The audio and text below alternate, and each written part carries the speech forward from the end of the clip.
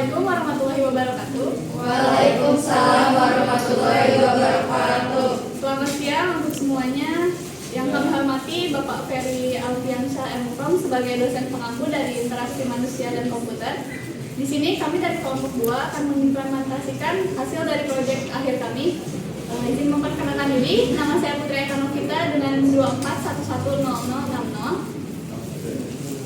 Dan saya dari Pedrosa dengan NIM 241168. Dan saya Iban Taufik dengan NIM 24110052. Saya Muhammad Ilham Sofwan dengan NIM 24110055. Saya Rizky Rohadia dengan NIM 24110058. Saya Putri Amalia Soliha dengan NIM 24110070. Saya Dika Diansa dengan NIM 24110085. Saya Valeri Kurnia Madrasa dengan NIM 24110082.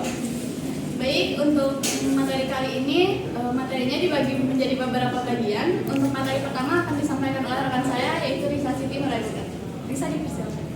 Latar belakang dari proyek yang saat ini kita lakukan yaitu proses penerimaan peserta didik baru atau PPDB di era Muhajirin.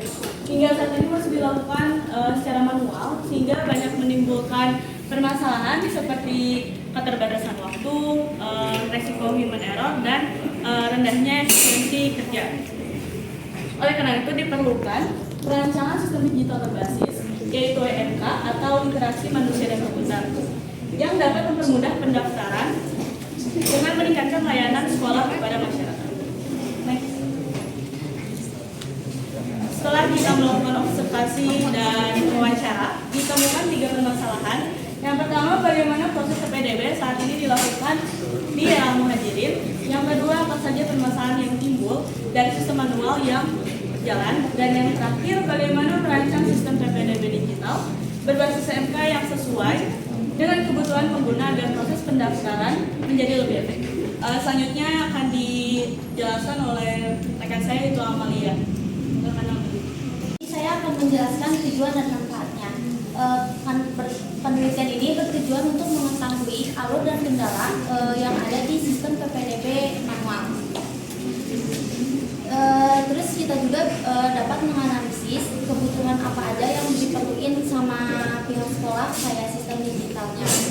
Terus manfaatnya juga yaitu mempermudah pendaftaran.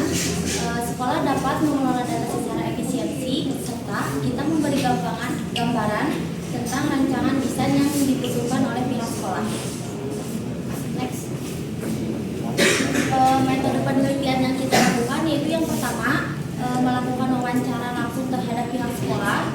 Yang kedua, observasi proses pendaftaran agar kita mengetahui PPDB yang dilakukan secara manual. Yang ketiga yaitu kita merancang desain digital PPDB yang diperlukan oleh sekolah. Selanjutnya akan dijelaskan oleh rekan saya yang bernama Juda. Nah, di sini saya akan menjelaskan profil RA Al-Muhajirin. RA Al-Muhajirin ini didirikan pada Juli 2004 oleh Yayasan Tarbiyatul Muhajirin dan telah memiliki legalitas resmi dengan akta notaris serta SK Kemenkumham pada tahun 2016. RA Al-Muhajirin berlokasi di Dusun Gading Binti Asri, Kecamatan Kakapang, Kabupaten Bandung. Next. Nah, di sini kami menggunakan 4 sistem yang digunakan, yaitu salah satunya ada sistem lokal sederhana, dan yang kedua digunakan untuk data siswa pembayaran dan kurikulum. Yang ketiga belum terintegrasi online. Yang keempat belum mendukung PPDB digital sepenuhnya. Yang selanjutnya materi selanjutnya akan dijelaskan oleh rekan saya yang bernama Dika Diansa. Selanjutnya ada materi tentang masalah sistem manual. Yang dimana yang pertama itu ada pendaftaran masih dilakukan secara offline di sekolah, belum melakukan sistem digital. Dan yang kedua ada absensi dan laporan perkembangan masih manual. Dan yang ketiga tidak ada sistem yang terintegrasi antar bagian. Dan yang terakhir, orang tua belum bisa mengakses data secara langsung atau secara online. Oke, next. Dan selanjutnya ada perencanaan mockup system yang dimana tools desain dari kelompok kita itu menggunakan Figma, dan fitur-fiturnya itu ada pendaftaran online, manajemen data siswa, dan itu akademik. Dan yang ketiga, untuk fokusnya itu kita fokus di desain antarmuka yang dapat mudah dipahami pengguna. Dan yang terakhir ada pendekatan interaksi manusia dan komputer. Dan untuk desain balsamiknya nanti akan dijelaskan oleh rekan saya yang bernama Alpat. Dan untuk desain Figma-nya akan dijelaskan oleh rekan saya yang bernama Gilang dan Daniel. Untuk desain balsamik dipersilakan kepada Alpat untuk menjelaskan. Baik, di sini saya akan menjelaskan wireframe dari Baik, di sini saya akan menjelaskan wireframe dari kelompok kami. Di sini ada tampilan splash screen. Bahasa Indonesia. Nah, ini termasuk splash screen juga, jadi udah juga. Nah, di sini ada register page yang dimana kalau misalkan kita udah regis bisa dipencet regisnya. Nah, kita akan masuk ke get page dan kalau misalkan udah diisi login, kita akan masuk ke halaman dashboard.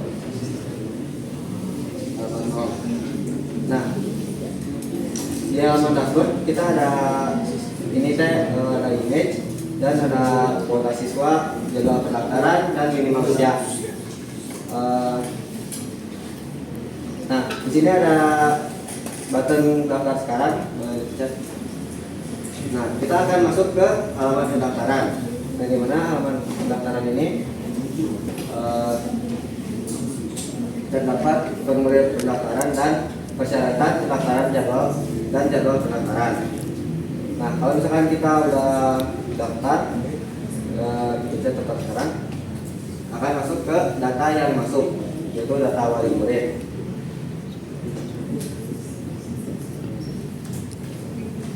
Nah, di sini ada juga ada pengaturan account.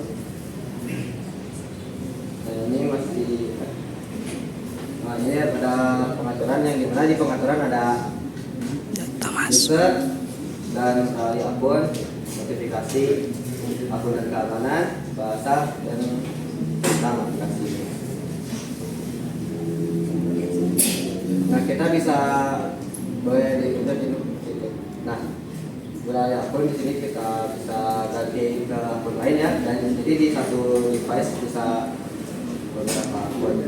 Nah, kalau misalkan kita buat akun baru, dia akan langsung kembali kepada register page. Nah, mungkin segitu saja penjelasan dari bahasa ini. Benar. Sok. Selanjutnya desain Figma akan dijelaskan oleh saudara Gilang dan saudara Daniel. Kepadanya waktu dan tempat silakan. Nah, sekarang setelah melihat tadi kerangkanya atau balsamiknya, kita juga membuat demo sebuah mobile untuk TK Al-Majri.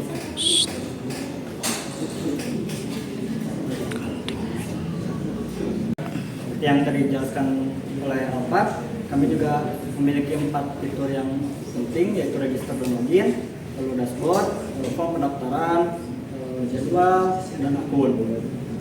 Semuanya akan dijelaskan oleh Daniel. Dari awal itu register. Daniel. Di sini tampilan awalnya register ya. Jadi kita sebagai orang tua misalnya ingin mendaftarkan anaknya di TK Al-Majri, pasti ada satu tampilan register.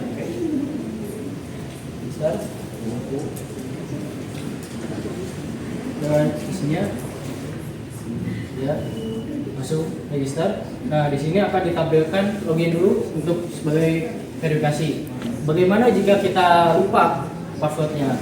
Sudah daftar, tapi kita lupa lupa passwordnya. Nah, di sini akan dicarikan akun Anda yang hilang itu. Habis, lanjutkan. Nah, di sini akan muncul pasti ada notifikasi kode OTP, otomatis bakal terisi, lanjutkan dan dituju ke halaman dashboard. Dan di sini halaman dashboard pasti orang tua itu gak sabar langsung daftar. Nah, daftar, chat free. Nah, di sini untuk mengisi formulirnya, contohnya nama Aisyah.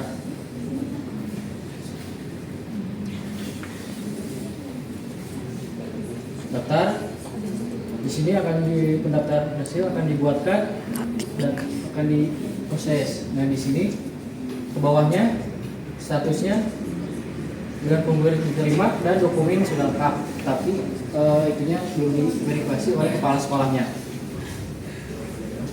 Di sini juga orang tua bisa melihat sebelum mendaftar misalnya atau sudah mendaftar itu tahap-tahapnya apa aja sih pendaftarannya, karena segini apa aja lokasinya di mana, terus daftar ulangnya jika sudah daftar tapi daftar ulang lagi tanggal berapa di situ ada. Di sini juga ada profil account untuk melihat detail orang tua, pasti lihatnya emang sebagus apa sih, kayak sebagus apa era wajib itu, seperti kualitasnya bagaimana. Kalau anak saya begitu-begitu pasti pan dilihatnya dari visi-misinya, dari profilnya.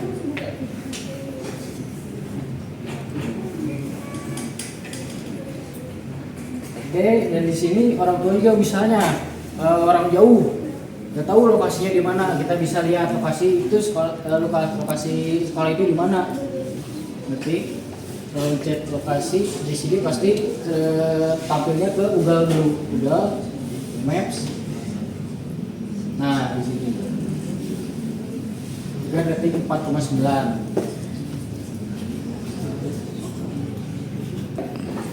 Juga bisa selain kita ada misalnya mengunjungi ke situ tapi kita kuotanya habis, misalnya kuota internetnya habis segala, orang tua bisa menghubungi nomor yang telepon di bawah ini misalnya, langsung saja bisa. Dan di sini ada fitur pengaturannya. Di sini tadi data yang sudah masuk pengaturnya, library akun yang sudah dijelaskan oleh Pak tadi. Ada notifikasi berisi daftar sekolah ya, yang tadi daftar pendaftaran itu. Terus ada akun keamanan, yaitu ya balik ke ingin ganti akun misalnya, bahasa bisa ada bahasa apa aja contohnya ya. Terus ada Pak, yaitu pertanyaan yang ditanyakan, bagaimana caranya daftar atau bagaimana cara melihat status itu, atau diterima atau enggak atau belum. Oke. Dan tentang aplikasi ini, jadi aplikasi ini digunakan untuk pendaftaran. Utamanya itu untuk pendaftaran, pemantauan juga bisa, komunikasi antara orang tua dan pihak sekolah juga sama. Untuk keluarnya tampilannya ke sini, ke sekolahnya tadi. Jika buat akun baru pasti ke register tadi.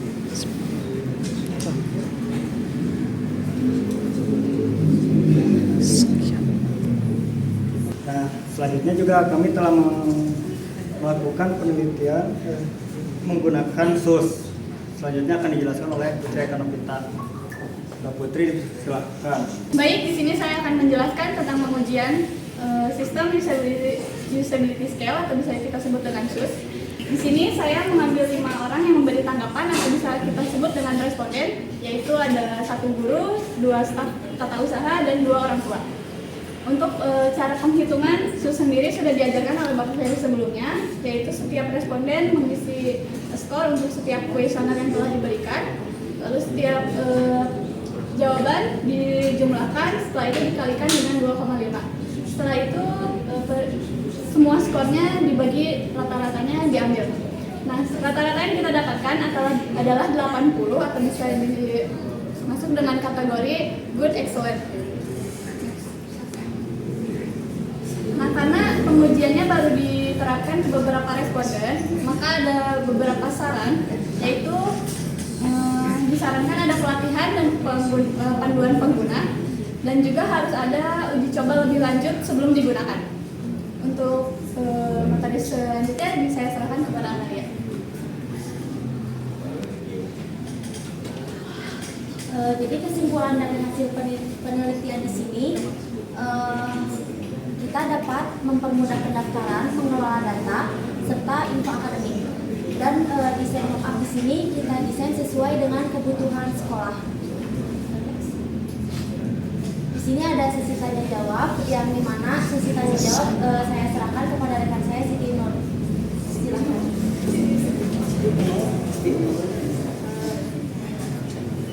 Baik, ada yang mau ditanyakan?